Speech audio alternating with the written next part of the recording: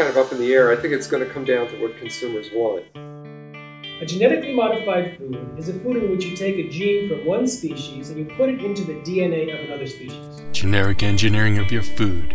The opportunity. There are some 800 million hungry people in the world because we are unable to produce enough food. Well, what we learned about the GMO variety was that it was a lot healthier plant because it was resistant to corn borers. Corn borers come in and they drill at the shank of the corn, and the ear of corn will fall off before you can combine it. Genetic engineering is for the benefit of mankind. Generic engineering of your food. The risk. On the one hand, you take out a patent because your food is so unique, which enables you to profit from it. But on the other hand, you're able then in regulatory regimes to argue that it's essentially the same as a conventional food. And the theory that the biotech industry tells us is that it's a very precise insertion and that all they're doing is adding one single trait.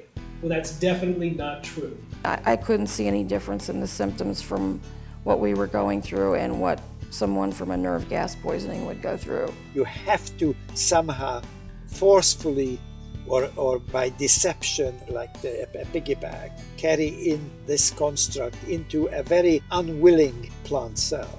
Unlike normal process of plant breeding, you do not have control over the expression of this gene. Generic engineering. Do you have control?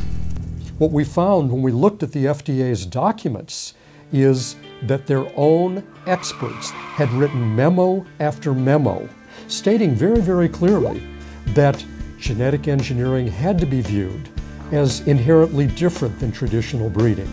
Now the FDA, instead of siding with their scientists, the FDA basically upheld the company, and that tomato came to market without any further testing. It's going to come down to what consumers need and know about. What they choose, they will get. I think that there's a right for people to know what's in their food.